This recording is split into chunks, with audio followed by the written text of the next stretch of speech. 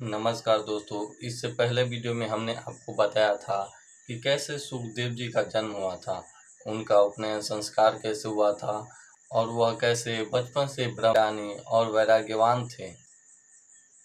एक दिन क्या हुआ कि उनके मन में एक प्रश्न उठा। वह अपने पिता महर्षि वेदव्यास जी के पास गए और उनसे प्रश्न किया। उन्होंने बहुत विनम्रता से पूछा, पिताश्री, मनुष्य को मोक्ष प्राप्त कैसे होता है? जन्म मरण के इस चक्र से मुक्ति होने का क्या मार्ग है? तब महर्षि वेदव्यास जी ने अपने पुत्र को बहुत प्रेम पूर्वक समझाया। उन्होंने कहा, पुत्र, धर्म का पालन करो। यह शरीर पानी की बुलबुले की तरह है, आज है कल नहीं रहेगा। समय लगातार बीत रहा है और हर वक्त हर क्षण मृत्यु मनुष्य के करीब आ रही है। इसलिए संतों का संगति करो और बुरे लोगों से दूर रहो। काम, क्रोध, इच्छाएं, लोभ, मोह, इन सब शत्रुओं को पहचानो और धैर्य और विवेक को ही अपना साथी बनाओ। फिर उन्होंने आगे कहा, पुत्र, तुम्हारे मन में जो भी संशय हैं, जो भी शंकाएं हैं, उन सब का निवारण मिथिला के राजा जनक कर सकते हैं, तो तुम उन्हीं के शरण में जाओ। वह राजमहल में रहकर भी ब्रह्मज्ञानी हैं, तो तुम उनके पास जाओ और ज्ञान की प्राप्ति करो। तो पिता की आज्ञा मानते हुए उसी वक्त सुखदेव जी वहां से मिथिला के लिए निकल गए।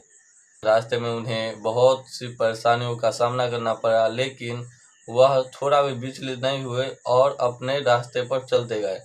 एक दिन वह मिथिला के राजमहल के द्वार पर पहुंच गए। वहां जब वह पहुंचे तो वहां के जो द्वार पर जो द्वारपाल थे, वह सब बहुत हैरान हुए उनको देखकर।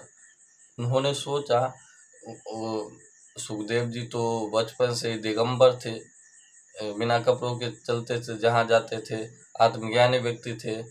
तो उनको देखकर द्वारपालों को इच्छा हुई, पर हैरानी हुई कि यह कौन है?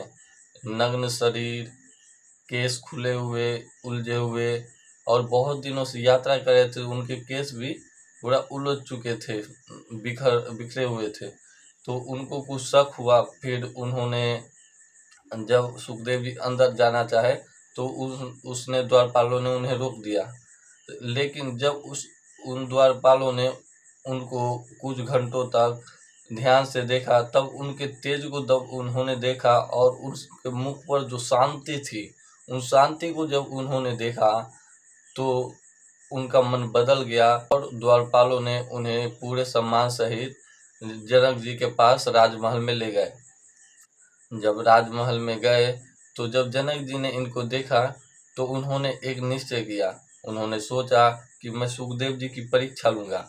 राजा जनक जी ने जानबूझकर उन्हें ऐसी जगह ठहराया जहाँ भोग विलास की बहुत सारी वस्तुएं थी।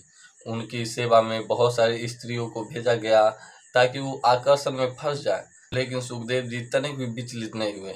न उन्हें सम्मान आकर्षित कर पाया, न उपेक्षा ने उन्हें परेशान किया।